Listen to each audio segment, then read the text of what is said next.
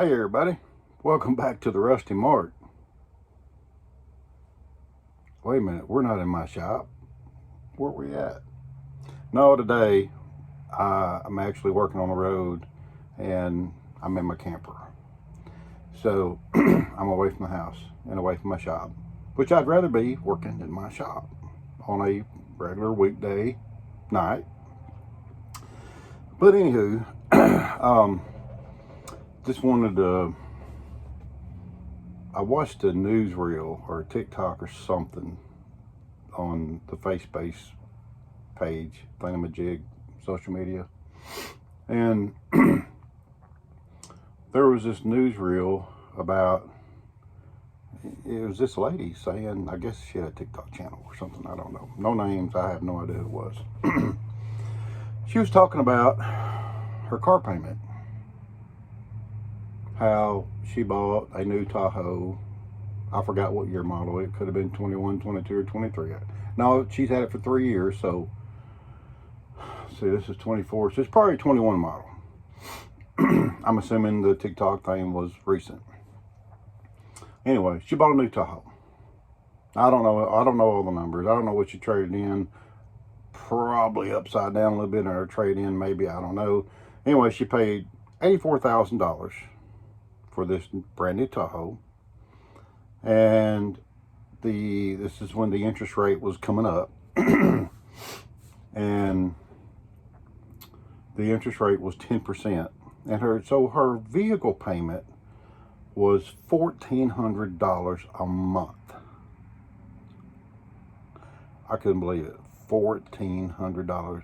There's no vehicle I need to have that's going to cost me that much money. I'm sorry. It's just not going to happen. And she went on to say that her husband actually outdid her, and he bought a new GMC 1500 AT4, new, $78,000, and at a 14% interest. Yes, 14% interest. And his payment was $1,600 and some change. $1,600 and some change. Well, I got my wheels turning, okay? Now, listen, I'm not a financial consultant. I'm not rich by any means whatsoever. But,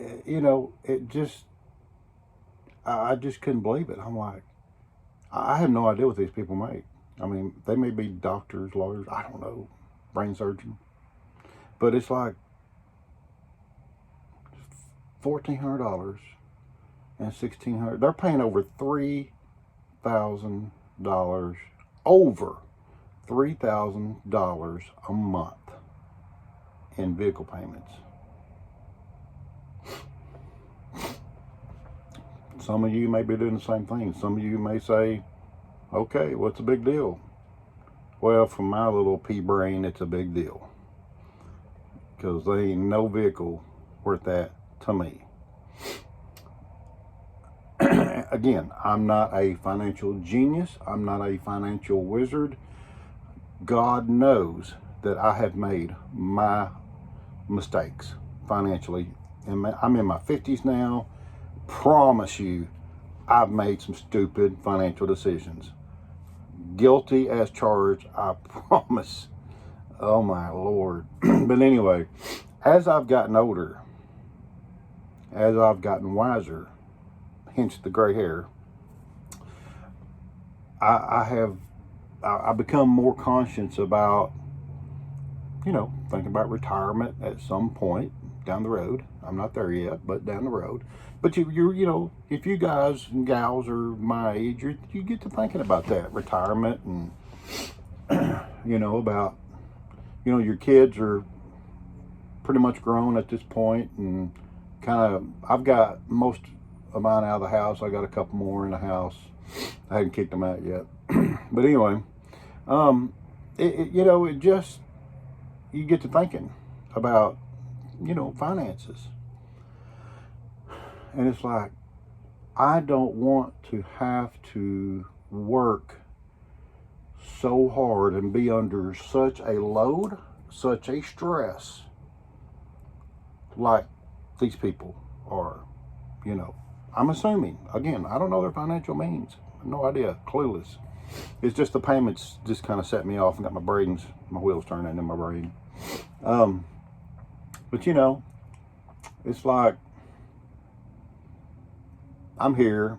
Maybe I just have too much idle time because I'm off work tonight and I'm making this video. I'm in my camper. If you hear car noises, there's an interstate over there somewhere that with the fan running and whatever, I can't hear it at night, so don't bother me. But you might hear it during this video because I've got it quiet in here. But you know, I'm just thinking. I look at myself now. I have 1, 2, 3, 4, 5, 6, 7. I have 7 vehicles in my name.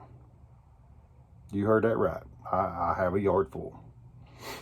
Now, one of those 7 is a project vehicle.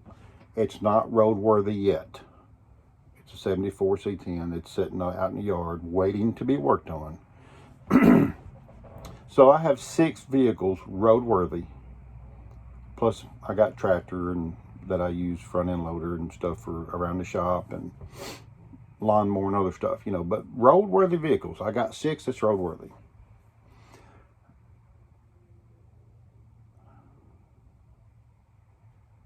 I feel like I'm missing one, but no, I think it's right. So I got 6 roadworthy. Out of those 6 that are roadworthy, I have 1 car payment. That is my wife's. We had a Jeep Wrangler that my wife drove every day. It was her daily. We sold it, and one of my daughters had a 2020 Grand Cherokee. Very nice vehicle. We love that thing. She bought a house last year. She's being more financial conscious with her money. She's single income, and she said, "Hey Dad, I want to find something that's dependable, but I need a lower payment." I said, "Not a problem." So we went out, I searched around. Everybody that knows cars knows Toyotas are great. So I found her 2015 Toyota with 150,000 miles on it.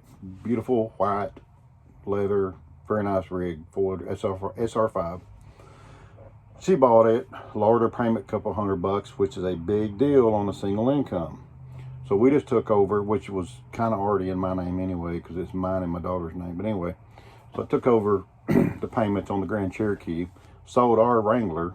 So my wife has the 2020 Grand Cherokee. We're tickled to death with it. You know, in today's world, got a $500, car payment. Okay. Well, out of 6 vehicles, that's the only car payment.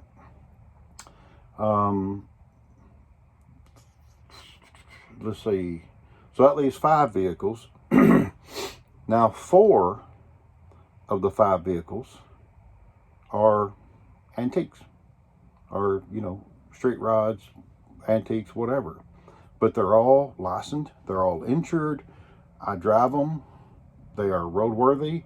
I could get in any one of them and take off to anywhere in the United States. Would not bat an eye doing that. One of them is my camper puller that I pull this camper with. It's a 92 C3500 dually Chevy. With a 454 5-speed. Y'all have seen my other channels. You've seen all of my cars that I have. And y'all have seen that dually. I had it painted a couple years ago. Like I said, 454 5-speed. Well, got a drinking problem. Okay, loves gas.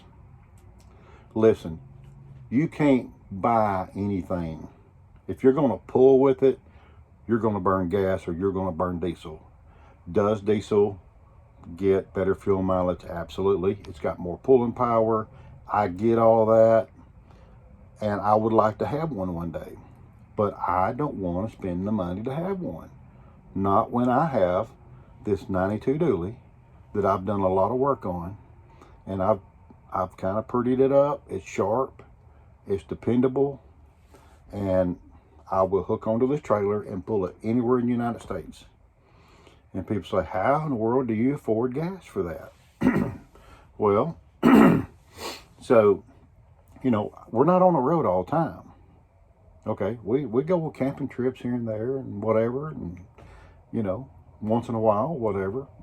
If I burn $400 or $500 in gas in one trip, I just do. But I don't have a truck payment. I don't burn that gas and have a $900 or $1,000 truck payment on top of that. And the moral of the story is, I just want to say I feel lucky, I feel blessed that I grew up with a dad and several of my uncles and other friends of the family that were mechanically inclined. I grew up absolutely loving cars. I've cranked on wrenches since I was in single digit ages, 8, 9 years old, okay? I am not, I repeat, I am not a ASE certified mechanic. It's a hobby, it's a love, it's a passion. Again, I feel blessed to have that ability, and my wife knows she's blessed that I have that ability to fix stuff. I actually have a electrical license. I'm an electrician by trade. From years past, I'm in a different field now, but regardless, I grew up cranking on wrenches on these old cars. You know, these newer mechanics and kids growing up to be a mechanic, awesome, awesome, awesome. It's a great field, but they don't know how to tune a carburetor. They don't know how to, you know, kind of tune one by ear, you know, or whatever. I grew up in that carburetor era. But my point is, even what I know about mechanics and cars, I still use the internet. I mean, the internet is such an awesome tool. Man, I have people all the time go, well, how do you figure that out? I'm like, dude, Google it. You know, go on YouTube. There's a video for it, I promise you. Without ever looking. I said, I promise you, there's information on the interweb. There's a video on YouTube. Go check it out. You know, learn for yourself.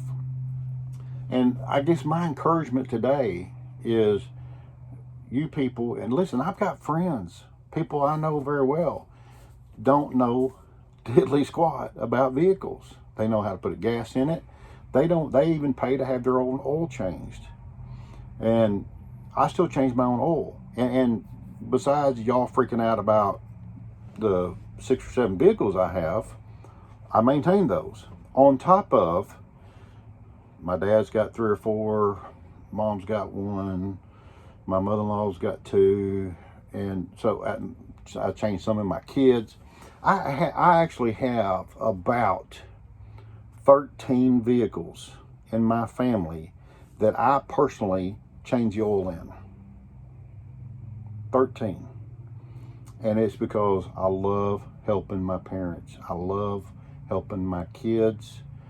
And that's the little things that I can do to help my kids go, you know, sometimes I may go, hey, you buy the oil, bring it to me.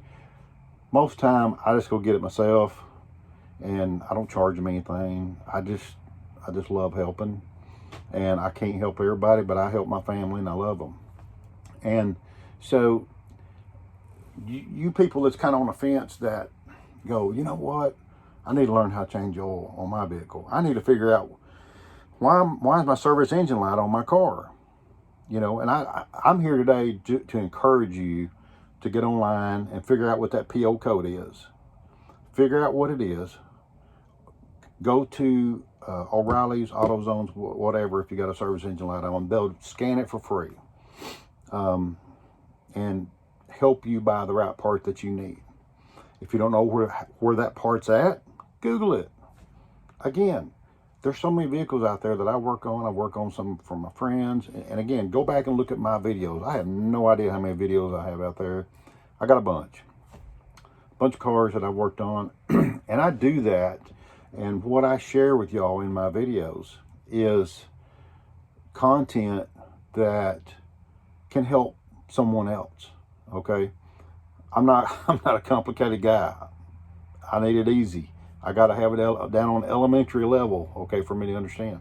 So I just want to encourage y'all to go out there and learn. And the more you know about your vehicles and the cars that you drive, you go, you know what? I don't need that brand new Tahoe. I don't need that brand new whatever. I can buy a good used vehicle and do your research on that used vehicle.